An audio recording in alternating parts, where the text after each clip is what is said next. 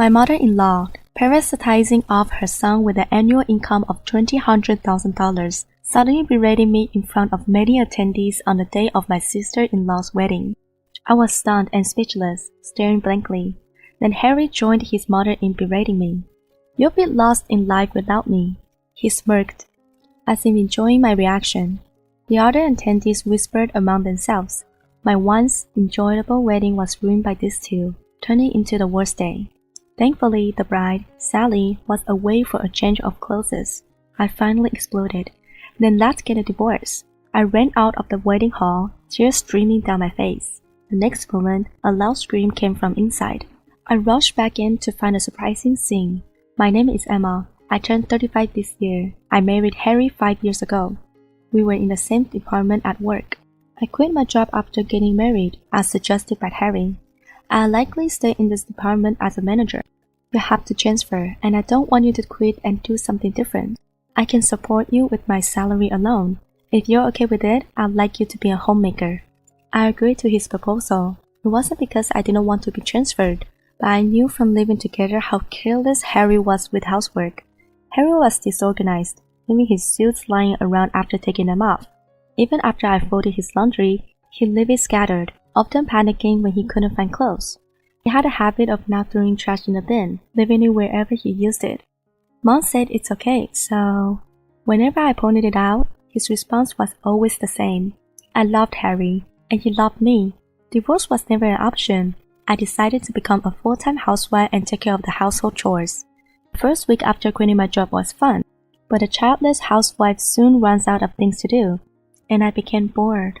I could have worked part-time, but I wanted to focus on starting a family, so I remained a full-time housewife, waiting for things to settle down at home.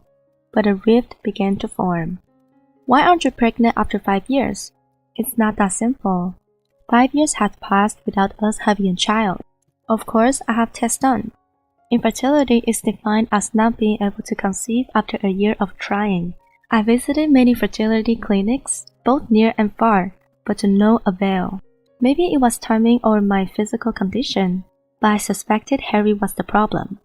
Not in the sense of male infertility or illness, but whenever it was time to try, Harry would be out for business dinners or drinks, always having some excuses not to come home. No matter how hard I tried with treatments, if Harry was uncooperative, we wouldn't have a child. After years of this, I became discouraged and would stop trying to conceive. Then, someone started criticizing me. It was my mother-in-law, Molly. One day, after finishing my morning chores, a visitor suddenly appeared. It was Molly. She lived nearby but always came unannounced, and her purpose was always the same. "Open up! It's freezing out here." I led her into the living room. She sat on the sofa without hesitation and demanded coffee. "I always tell you to serve hot black coffee when I come. You're so incompetent, not even knowing the basic things. Having you as a life partner, I feel sorry for Harry." She sighed deeply and glared at me. "And another thing, you're not even trying to have kids, are you? It's strange not to have kids after 5 years. We want to see our grandchild's face. Ford has ruined all our plans. My husband is in bad shape. I'm busy with his care and I can't deal with a useless daughter-in-law." I silently handed her a coffee cup. Talking back was pointless and only hurt me. I let her say what she wanted, ignoring her words. Oblivious, she continued to talk while sipping her coffee. "I let you marry my eldest son, and you can't have kids, and you're boring. There must have been better options." What was Harry thinking? She then took snacks from the cupboard without permission, eating them nosily. She finally left 4 hours later. Exhausted, I lay on the sofa and dozed off. When I woke up, it was already dark. I jumped up and checked the time, realizing Harry would be home soon. I expected Harry returned 5 minutes later, saw the mess, and clicked his tongue. "Hey, slacker, a housewife doesn't have much to do. You should have dinner ready by the time I get home. My single colleague manages her chores, childcare, and still enjoys her evening drink. Why can't you do the same?" His condescending smile made my heart sink. I even questioned why we were still together, but I'm not the type to voice my opinions, keeping them bottled up inside. "Sorry, I was tired and fell asleep. I prep in the morning, so it will be quick, 20 minutes at most." As I rushed to the kitchen, Harry stopped me with a sigh. Enough, I'll order takeout. Your cooking hasn't been tasting good lately. It's better to use the money for takeout. Go prepare the bath. Harry angrily ordered takeout on his phone. While I did the laundry and prepared the bath, the delivery arrived.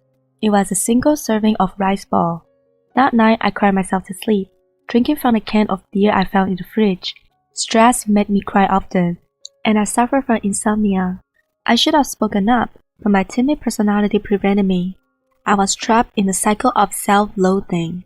But then, a ray of light appeared in my dark days. Hello, Emma. Emma! As usual, after sending Harry off, I was doing chores when the intercom rang. Thinking it was Molly, I checked the monitor with dread. But it wasn't her. It was a young woman in a cap and sunglasses. At first, I didn't recognize her, but her voice gave her away. It was Sally, my sister-in-law. I quickly opened the door. Sally immediately hugged me. I missed you so much. She seems to be wagging an invisible tail. I patted her head. She's Harry's younger sister and my former junior colleague from my previous job. I used to work as a beauty advisor at the department store's cosmetic counter. It was a highly competitive environment among women. The constant sales battle with competitors and colleagues led me to quit.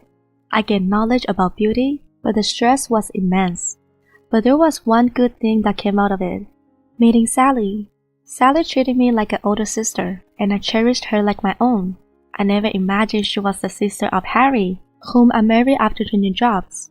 I reminisced about the past and asked Sally why she was here. I heard you were transferred to a highly competitive store due to your high sales. Yes, so it was hard to come back here. But I'm getting married and decided to quit my job and move back to my hometown. Hearing the word marriage made my chest tighten. I wasn't jealous of Sally, but I felt miserable about my own unhappy marriage. But I couldn't say that. I told Sally I was living in a happy life. I swallowed my words and congratulated Sally with a smile. You're at that age now, aren't you? If you are happy, then I am happy for you too. Does quitting and moving back means you live here now? Sally nodded. Yes, I've always wanted to be a housewife. Work is fine, but I have many things I want to do, like practicing icing cookies and making desserts. She accepts all of that, so I quit my job without hesitation. I admire her. Sally was always amiable, consistently ranking high in sales. She must have done well even in a competitive store. That would reflect in her salary. To give that up and move back home to become a housewife? Sally's fiancé must be a great person. I felt a pang of envy and heartache. Sensing my mood, Sally looked concerned. What's wrong? You don't look well. People in our profession become sensitive to others' emotions and attitudes. Sally must have noticed something, but I couldn't say anything. Oh, I'm just fine. Just a bit tired. I see. I feel self-loathing again for not being able to express myself honestly. That night, Harry came home on time without going out for drinks, which was unusual, but the person with him made me uneasy. What? Is it wrong for me to be here? I shook my head. No, it's not that. I just wasn't expecting you, so I didn't prepare enough food. Molly sighed and showed me a bag. I figured you wouldn't have anything prepared, so I bought sushi on the way here. Harry and I will eat this, clear the food on the table. She gestured with her chin at the dishes I had prepared. I reluctantly put everything into containers and stored them in the fridge. The reason for her sudden visit soon became clear. About Sally's wedding expenses, Harry will cover everything. Huh? After a brief pause, I asked in confusion. What do you mean? I needed to clarify. Harry responded calmly. It's not unusual for a brother to pay for his sister's wedding. I have money, it's not a problem. That wasn't what I was asking. I didn't know if he had money or not. As I didn't manage our finances, he always said we were short on money, giving me bare minimum for living expenses. But Molly interrupted, her face red with anger. Harry earns over $100,000 a year. What? That was news to me, but it wasn't impossible in this industry. Harry's salary was commission-based. Most choose a hybrid of base salary plus commission. I lacked confidence, so I opted for 80% base salary for stable income. But Harry, good at sales, chose a fully commission-based plan and earned a lot. Still, he never earned over $100,000 before. But as I listened, it seemed to be true. 6 months ago, I closed a huge deal on my own, the biggest in the company's history.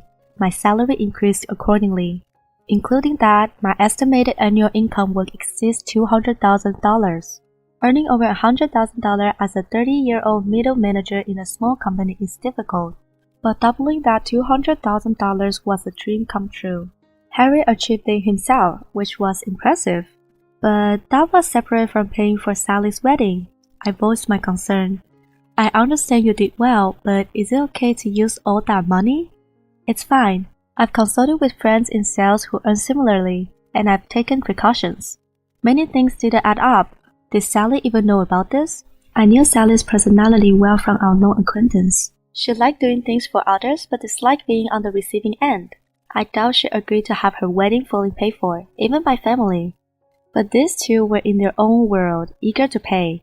If it didn't affect our finances, and since we didn't have kids, I didn't mind using it for Sally, so I agreed. On the day of Sally's wedding, Molly suddenly berated me in front of many attendees at the reception. Stunned, I stared blankly, unable to speak. Then Harry joined his mother in condemnation. You'd be lost in life without me, he smirked, as if enjoying my reaction. The other attendees whispered among themselves. My once enjoyable wedding was ruined by these two, turning into the worst day. Thankfully, the bride, Sally, was away for a change of clothes. I finally exploded. Then let's get a divorce. Harry burst into laughter. I thought you were just going to stay quiet, but you can speak your mind. But you're just a useless housewife. What will you do if I divorce you? He thought I wasn't serious, seeing it as a desperate attempt to voice my opinion. But I was human too. The constant accumulation of grievances reached its breaking point. The trigger was being berated at the wedding, pushing me over the edge. I turned my back on them. Hey, what's wrong? There was a hint of panic in Harry's voice. I answered calmly. There's nothing wrong. If you want a divorce, then we'll get a divorce. I feel miserable here, so I'm leaving. You're rich, so you can live without me. I have no reason to stay with someone who tramples on my dignity, so I choose to leave. Am I wrong? I laid bare all my feelings. Harry was bewildered. No, you've just been stressed lately, right? You haven't been yourself. I thought a joke might cheer you up. What was this man talking about? My clenched fist trembled, and anger surged from within. I lashed out at Harry in a strained voice. A joke? This is serious. Do you think I'd laugh after being suddenly insulted in front of everyone? I've had issues with you and your mother for a long time. I've reached my limit. I can't laugh. Write a divorce papers already. I ran out of the wedding hall. It was a beautiful sunny day, perfect for a wedding, but tears streamed down my face, unstoppable. Though the tears were of sadness, they also brought a sense of release. I feel like I had washed away all my feelings for Harry with those tears. I slapped my cheeks lightly to regain composure. I turned back to return to the venue. Then I heard screams from inside. I was startled. What happened? I rushed in and saw a shocking sight. Oh good, you're back. I was about to go get you. I thought I was only gone for a moment, but the clock showed I'd been out for several minutes. The reception had started, and Sally had returned after changing. I looked back and forth between Harry, writhing on the floor, and Sally. What's going on? Why is Harry in pain, and his mom is fussing over him? Sally pointed at the table, where there was sushi. We served sushi as an appetizer. It seems your husband ate your portion, Emma. I noticed you were gone, but I decided to observe. As soon as he touched the food, I knew something was up. She was observant as ever. Just as she was about to ask me about it, Harry started screaming in pain. The reason was clear. Emma put a lot of wasabi on her sushi, you know. That's right, I don't like the sweetness of sushi rice, so I loaded up on wasabi. My sushi had a generous amount of wasabi. It was delicious for me, but for a normal person, it would be overwhelmingly spicy. That's why Harry was rolling on the floor in agony. I couldn't help but laugh. Oh, right. He doesn't care about me, so he wouldn't know I love wasabi. So that's why he's like this after eating my appetizer. I paused and looked at Sally. We burst out laughing at the same time. He got what he deserved. That's true. The other guests nodded in agreement. Harry continued to cry from the wasabi spiciness. His mother could only watch helplessly. The wedding continued peacefully after Sally kicked Harry and his mother out. Despite the trouble, I was able to release my emotions and enjoy the rest of Sally's wedding. But it wasn't over yet. There was still the issue of Sally's wedding expenses. The next day, Sally came to our house, dragging along a subdued mother-in-law. We need to talk about the money. I saw a plan in Sally's eye and nodded silently. Harry, who had been so eager to pay for the wedding, was shocked when he heard the cost. It's over $60,000. We chose a high-end hotel and added many options. So, will you transfer the $60,000? Sally smiled, but Harry was pale, making excuses. I didn't know it would be $60,000. I thought it would be around $20,000. You can't have a wedding for that cheap these days. Even a simple wedding with no extra costs that much. With extras, the average is around $30,000. So, will you pay? Harry, intimidated by Sally's smile, shook his head and confessed, I can give you the $20,000 I expected, but I can't afford more. Please, I'm begging you. He was pathetic, begging on his knees. I wondered again why I had been married to this man for 5 years. Sally sighed. Fine, a man should keep his words. Transfer the money by the deadline. Okay. Harry looked relieved, but the problems were far from over. Sally moved to the next topic. Emma, what kind of abuse did you suffer from my brother and mother? The two were shocked by her question. Sally continued, chuckling. I heard you were insulted and then told it was a joke. That kind of behavior comes from looking down on someone. So, how did they usually treat you? Show me, I'll watch. Harry and his mother remained silent, not moving. After a while, Sally, exasperated, turned to me. If they won't say, I'll ask you. Emma, what happened? Sally's smile disappeared, replaced by a serious expression. I decided to reveal everything and slowly began to speak. I told her everything about how Harry and his mother had treated me since our marriage. When I finished, Sally looked furious. What? Pregnancy isn't a solo effort. How dare he when he didn't even cooperate? Well, that's... And you, Mom, butting into a couple's issue, demanding a grandchild. Aren't you ashamed? You can't even face that in heaven. Having you as a mother is embarrassing. What do you mean? Having me... Sally's sharp words left them speechless and dejected. But I feel lighter. Having someone defend me after enduring so much was incredibly liberating. Unable to retort, Harry and his mother could only mutter. Harry slowly bowed his head to me. I'm sorry for everything. I knew you weren't infertile. I was scared that I was the problem. That's why I avoided going to the doctor and make excuses during your fertile periods. My foolish actions caused you pain. I'm truly sorry. Harry seemed genuinely apologetic. His mother also regretted her past actions. I just wanted a grandchild so badly. I didn't mean to hurt you so much. I'm sorry. She bowed again, but I responded calmly. You don't deserve forgiveness. My words shocked them. I continued. Why do you assume I forgive you so easily? Your actions were not so trivial that a simple apology would suffice. I endured so much, even your harsh words, for so long.